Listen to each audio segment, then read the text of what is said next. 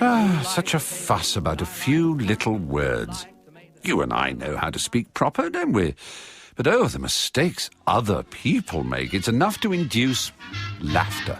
You say laughter, and I say laughter. You say after, and I say after. Laughter, laughter, after, after. Let's call the whole thing off. The trouble is there are so many ways for them to get it wrong. Not that you or I ever would. Would we now? I mean, try this short test. Which is the version that you would automatically use? And are you sure it's right? Would you say distribute or distribute? Do you use that often or often? Do you have a garage or a garage? And spread margarine on your scone or margarine on your scone? Or vice versa, vice versa, vicky verky. Is it almond or almond? It is anchovy, though, isn't it? Isn't it? I mean, surely only Delia Smith says anchovy. Analogous or analogous? You must be the judge. Talking of judges, would you prefer magistrate or magistrate? With all these decisions, do you feel I'm harassing you or harassing you? Evolution or evolution? Longitude or longitude? Are you already bored with this questionnaire, or is it questionnaire? Seriously now, don't you think this preoccupation with how we say words is lamentable or lamentable? Perhaps it depends where you are. But are you likely to be in Newcastle or Newcastle? One of them is wrong to the people of Penrith, or is that Penrith? Oh, it's also ideological to some. Ideological to others, of course. And that's just pronunciation briefly touched upon. What about grammar? Can you ever accept that the boy done good? Was us ever robbed? Are yous always going to be pedantic about these matters? Or can you and me agree to differ? If you expect this programme will settle once and for all which is the correct spoken usage by, you might say, a definitive pronouncement of some kind, then you are going to be disappointed. People dispute even how to pronounce pronunciation. There is apparently a society devoted to our eternal confusion. Good evening. I am the president of the Loyal Society for the Relief of Sufferers from Mispronunciation. For people who cannot say their worms correctly. Or who use the wrong worms entirely, so that other people cannot understand the bird they are spraying. It's just that you open your mouth, and the worms come turbling out in what say that you dick not what you're thugging about. Ronnie Barker, of course. Although not strictly mispronunciations at all, more a series of homonymic, sometimes spooneristic malapropisms. But already, so much to disagree about. And we haven't even mentioned accents yet. Do you squirm at a Scouse voice, or jib at a Geordie one? Do you bristle at Brummie, cackle at Cockney, giggle at Glaswegian, and snigger at Somerset? Many do, as we shall hear. Speaking proper seems fraught with obstacles. And there are those who say that when it comes down to it, there is no such thing as final, eternal, definitive right and wrong in this context anyway. That it's ultimately all a matter of taste or fashion or class, geography, convention, education, background, history. It's a sociological phenomenon, and by its nature contingent and transitory, and so it's pointless imposing or trying to police rules and regulations that can at best be only arbitrary and evanescent. But if it is all simply random, ephemeral and conditional, how on earth did we learn to speak intelligibly in the first place? Is the pursuit of speaking proper, so to speak? Or is it just another excuse for prejudice? George Bernard Shaw famously wrote, "It is impossible for an Englishman to open his mouth without making some other Englishman hate or despise him." Khalid Aziz runs a management consultancy company advising top managers on, among other things, communication skills. And recently he commissioned a survey to see if prejudices about the way the British speak are still alive and thriving. It caused quite a stir when Radio 4's PM programme first reported its findings. Which were what exactly, Mr. Aziz? Certain accents were associated with dishonesty, the Scouse accent in particular. Certain accents were associated with dullness, the Brummie accent, no surprise there, perhaps it's very flat. Certain accents were associated with financial probity, the Scots accent, and certain accents, particularly the southern accents, the home counties accents, received pronunciation, were associated with success. People who had, for example, northern accents did tend to think that they were looked down upon by people with southern accents. And this was confirmed by people with southern accents who said the most successful accent you can have is a southern accent. But in the same way, people with northern accents also said the most successful accent you can have is a southern accent. So clearly, there's something in this. Oh, dear. I thought it was a touch unfashionable to champion old-fashioned TP, talking proper. Surely we're not advocating a resurgence, not here on the BBC of all compliant places. Mr. Aziz is... Well, we believe, from what we've seen, is that RP, received pronunciation of so-called BBC English, which used to be described as the accent of the Oxfordshire vicar cycling through his parish, is the one that's best understood by most people, which is perhaps why the BBC English accent evolved into that. Now, of course, the BBC today is a very broad church, and it encompasses a whole raft of accents, even in those areas such as news and current affairs, where you would want to have maximum understanding. But we're talking about degree here. The soft Welsh lilt of somebody like Hugh Edwards is one thing, but if he had a broad, from the Valleys accent, that might well not be something that could be tolerated for any length of time for a national broadcast. And it's a question of degree. And again, it comes down not so much to accent, but to enunciation. And enunciation is simply all about how you sound the beginnings of words and how you sound the ends of words. Now, we are talking about different accents, if you like, for different uses. It is highly entertaining to hear, a Belfast Irishman telling jokes. It's the way I tell them. That is all very well. And the accent, by the way, adds to the humour for many people. But if you're actually looking for the transference of information, then maybe you've got to go to the received pronunciation accent, because it does appear to be, particularly for people who have English as a second language, which is the majority of people who speak English in the world, that seems to be the one they can most easily understand. So, is that the accent most people want to acquire, then? Do they see effective communication as the key to success? The reason we conducted this survey was because over the 25 years plus that we've been running, we have had people, fewer now than there used to be, it has to be said, who would often come to us and say, I need help, I think I need elocution, I think my accent is holding me back. Now, our response to that is, actually, the accent isn't the issue. What we really want to look at is intelligibility. And it's easy to say, change your accent, very, very hard to do, because your accent tends to get fixed by where you are and who you're with between the ages of 17 and 19. Is it really true that it's so difficult to lose one's accent and completely change the way one speaks? Well, we certainly don't advise people to try and change their accents, because if you do, it's an act. And the trouble is, when you come under pressure, particularly if you're not a very good actor, and most of our clients aren't actors, the chances of keeping that accent up, pretty tough. Also, if you had a drink or two, you could lose it. I always remember when I was a schoolboy and had a job in a bar in the evening, we had this wonderfully posh landlady who was, very sort of, the rain in Spain falls mainly on the plain. And every night she would get plastered and she would revert to type, which was a fishwife. Not just something a little bit slip, but she was a total fishwife. And that was because she couldn't keep it up when she'd had a few drinks. There's the famous story, of course, about Joan Bakewell going up to university and deciding that she would no longer sound like a Mancunian. I went from Stockport High School for girls, very nice school, and local girls going there, and everyone spoke with the more or less local voice. I went up to Cambridge in 1951 to one of the two colleges which accepted women, to find myself surrounded by girls who'd come from Rodine, Cheltenham Ladies' College, Benenden, St Paul's. And although they thought they were speaking standard English, I found them speaking with quite honking, posh accents. And I remember saying something about, shall I go and wash the pots? And one of them went, wash the pots? What does that mean?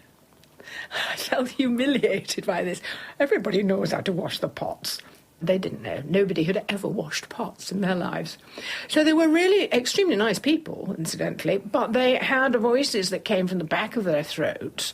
They'd been used to speaking to each other, hardly moving their mouths and to articulate what they were saying, whereas people from Lancashire, they use the mouth a lot. The story goes that this tradition, among Lancashire women particularly, sprang up in the mills when the clatter of the machinery was so loud that when women spoke to each other across the machinery, they could only understand by lip reading. That's the story. I was thoroughly intimidated by this social gaffe on my part, because in those days there weren't many girls, on scholarships. Up at Cambridge, of all places, there weren't many women there at all. So I thought this had to be remedied. And I remember taking myself aside and thinking, now you've just got to change. You've got to change and adapt or you won't survive. And so I came around out of the loo, which is where I went to consider all this. And I came out talking like this. I mean, completely barking mad, really. So for Joan, it was more than simply a matter of convenience. And the fact that she recalls the physical circumstances of the change is not altogether irrelevant, as we shall soon discover. And people of all kinds still want to change the way they talk. I'm Mrs. Boone. I teach elocution at Beach House School in Rochdale. Obviously, we don't try to profess that we're going to correct to be complete Queen's English, but we do try to speak pronouncing vowels and consonants and clear diction. It's something that I've enjoyed doing for quite a few years, and I work closely with the London Academy of Music and Dramatic Art, and every year we do their exams. Basically, verse and prose, the children have a poem or 2 poems to learn, and we work on this, and they learn how to say it and speak it, and obviously then general conversation, which you hope carries through for the rest of their life. 2 Funny Men by Spike Milligan. I know a man who's upside down, and when he goes to bed, his head's not on the pillow. No, his feet are there instead. I know a man who's back to front, the strangest man I've seen. He can't tell where he's going, but he knows where he has been.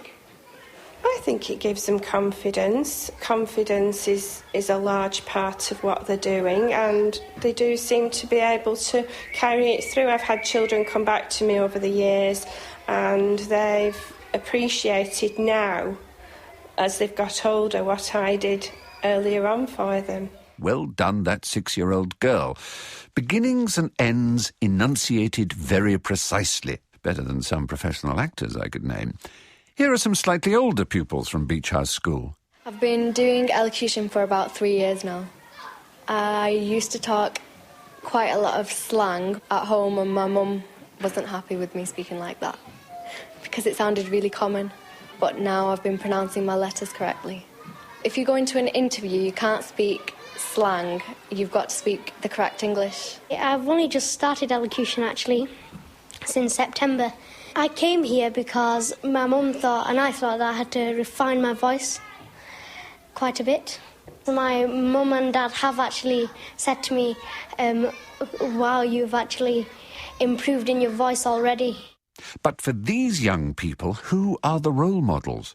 Who do they think speaks proper English, and what can they learn from them? My auntie and the Queen. She's a lawyer, and she pronounces her words correctly, and she always corrects me when I'm at home. She does? That is completely true. Our auntie does correct whatever we say.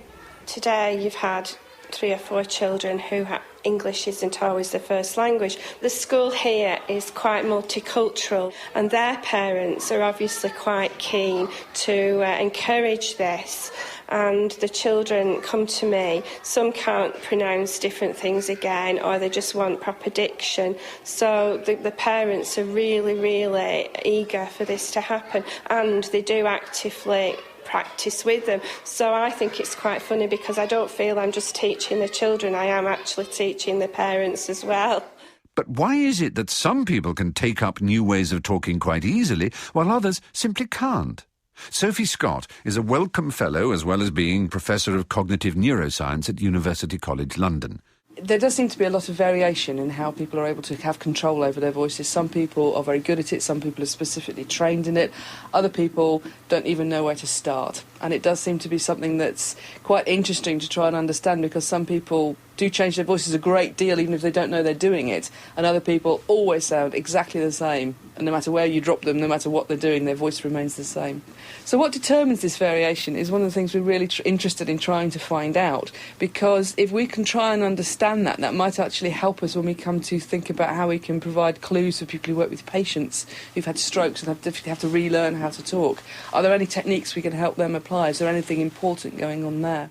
So what Professor Scott has been doing is to see how people who demonstrably can change their speech patterns at will achieve this. She's employed the services of impersonators and studied the way their brains work when they assume another's voice. It seems that in professional impressionist brains, when they are doing an impression, they use very different brain areas from people who can just change their voices like me, you know, a sort of a lay person. It seems that whereas the lay people use the same brain areas they would use to speak, and they sort of drive them harder when they're trying to change their voices, the professionals use brain areas, for example, associated with really strong visual imagery or body representations. So the parts of the brain you would use to move your arms and your trunk and your head, they activate when they're thinking about changing their voice. So even though they're lying in a scanner and they can't move their head and they can't move their arms, they're thinking about doing that when they do an impression of somebody. So it's as if to come up with a way to change their voice, they're thinking about the whole shape of the person and how they move and what their eyes are doing, even though what they're changing is the sound of their voices. That closeness between how we speak and our physicality informs Professor Scott's work in the field of medical therapy. It's rather shocking that something like 2/3 of strokes leave people with some kind of communication deficit, so either a problem with getting communication in through the eyes or through the ears or through producing it. And this can be extremely disabling. So when somebody has, for example, a speech production deficit following a stroke, it can lead to sort of social isolation and problems way beyond the actual deficits of the stroke themselves, because they find it difficult to go to the shop and buy a bag of sugar. They find it very difficult to have a conversation. And although these are things that are absolutely central to our social interaction, we tend not to realise that they're important until they're taken away from us. So a lot of the emphasis for rehabilitation is on sometimes trying to get people to find ways to establish communicative links, even though they have difficulty with, say, the basis of something like communication. We also find there's a very specific deficit people can have following a stroke, and it used to be thought it was quite rare, although it now seems to be becoming more commonly described, which is called foreign accent syndrome, where people have a really specific deficit, whereby they can still speak and they can still understand speech, but the sounds of their speech have become distorted when they produce them in a way that, to the ears of their fellow countrymen, sounds like a foreign accent. And now they haven't become foreign, they haven't developed a whole foreign accent, but their speech has been altered in such a way due to their stroke that it's producing a kind of constellation of features that to other people's ears sounds like a foreign accent. And this is really disruptive. I mean, you would think that this would be well, they can still talk, they can still make themselves understood, they can still have a conversation. But it's surprising how distressing people find it. People really do not like sounding different. But talk there of foreign accents leads me back to just how wrong you can get it when voluntarily attempting to imitate an accent alien to you, especially when that foreign accent happens to be English. I'm Deborah Hecht. I teach voice, speech and dialects at New York University's graduate acting program, and I work in the professional theater in New York City and theaters around the country doing vocal work and dialect work. Some of Deborah's work involves helping American actors to speak with an authentic English accent. Every single British director that I've ever worked with, and I'm not exaggerating, has said if it involves a character who has to be Cockney. So how does she go about the business of getting Americans to speak proper English? I mean English.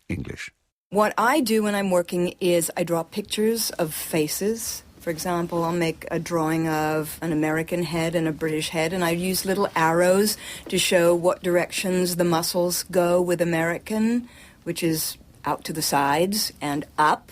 You know, that's why we're so bright and happy sounding all the time. And arrows going forward towards the mouth and down for a more British sound. That's one thing. I have sheets of what sounds, you know, this vowel sound. I mean, the easy one, of course, is the words like ask, pass, can't, that shift to ask, pass, can't. That there's more lip action, more muscularity that happens. So some of it's drills, sometimes it's respelling words, sometimes it's getting on one's feet and sort of walking through the line and, you know, dipping your body or whatever to play with rhythms. We listen to different things. I use a couple of websites that are dialect websites. It's a physical discipline and it's an oral discipline, really both at the same time. And the physical discipline, you know, we're concentrating on the face, but actually it sort of works down through the whole body. So it's a shift in your thinking, it's a shift in your breathing, it's a shifting in the way you behave. Interesting how Deborah Hecht echoes Sophie Scott in associating effective voice production very much with physical movement. Christina Schuwell, back here in the UK, is another voice coach. She's also a speech therapist and communication skills trainer and author of a book covering the whole area. If RP was seen as the first way of speaking proper, then what would these days be the second way? You are clear, you are lucid, you are fluent, you can express your thoughts in an articulate way.